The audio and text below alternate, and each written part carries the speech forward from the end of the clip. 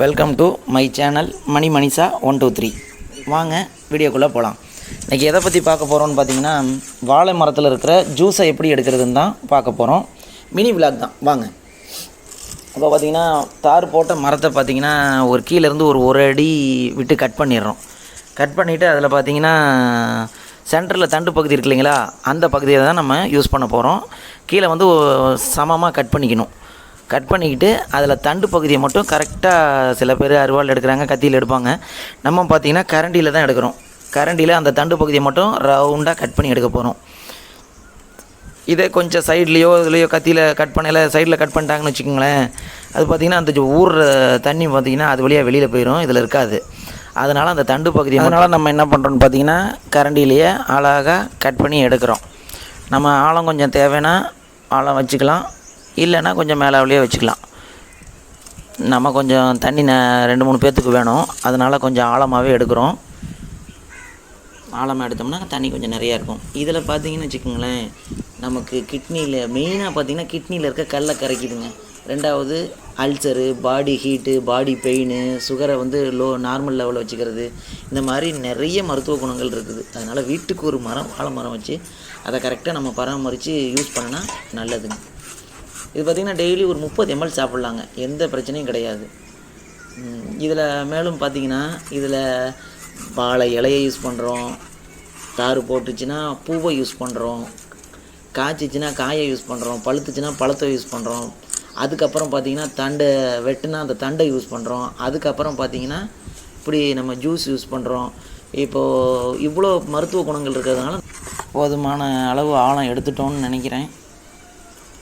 ஆழம் எடுத்துட்டோம்னா இதில் வெந்தயம் அப்படி இல்லைன்னா சீரகம் போடலாம், ஏன்னா இன்னும் அது உடம்புக்கு நல்லது. மேலாம் நல்லா துடைச்சிட்டு அதில் பார்த்திங்கன்னா நம்ம வந்து பார்த்திங்கன்னா சீரகம் போடுறோம்.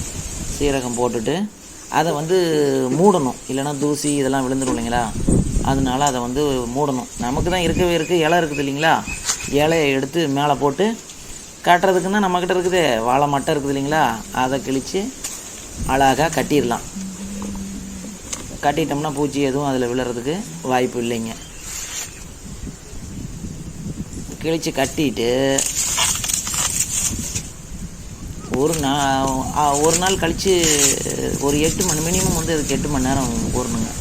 8 மணி நேரம் கழித்து பார்த்தோம்னா அதில் தண்ணி இருக்கும். அந்த தண்ணியை எடுத்து நம்ம குடிச்சிக்கலாம். இப்போ பார்த்திங்கன்னா இப்போ தான் கட்டுறோம், கட்டி முடிக்கிறோம். கட்டிக்கிட்டு இருக்கோமா,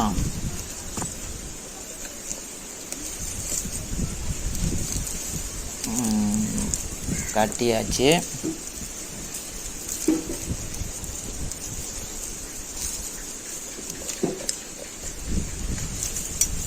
கட்டி முடித்தாச்சு.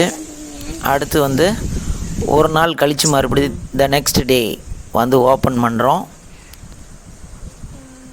பாருங்கள் மக்களே, எப்படி இருக்குதுன்னு பாருங்கள். பாருங்கள் எவ்வளோ தண்ணி இருக்குது பாருங்கள், எவ்வளோ ப்யூர் வாட்டர் மாதிரி இருக்குது பாருங்கள். அதில் சீரகம் போட்டிருக்கு, எல்லாம் போட்டிருக்கோம். அது பாருங்கள் எவ்வளோ தண்ணி இருக்குது பார்த்தீங்களா. இப்போ நம்ம வந்து நமக்கு அந்த ஒரு இது நம்ம குடித்தா போதுமானது. இது பார்த்திங்கன்னா ஒரு நாள் விட்டு ஒரு நாள் வந்து இதில் தண்ணி எடுக்கலாம், 4 நாள் இதில் எடுக்கலாம். வீடியோ பார்க்கும் அனைத்து நண்பர்களுக்கும் எனது மனமார்ந்த நன்றிகள். வீடியோ பிடிச்சிருந்துச்சின்னா லைக் பண்ணுங்கள், சப்ஸ்கிரைப் பண்ணுங்கள், கமெண்ட் பண்ணுங்கள். இதே மாதிரி வீடியோ பயனுள்ள தகவல்கள் உங்களுக்கு வேணும்னா நம்ம சேனலை சப்ஸ்கிரைப் பண்ணுங்கள். அனைவருக்கும் எனது நன்றிகள். நன்றி.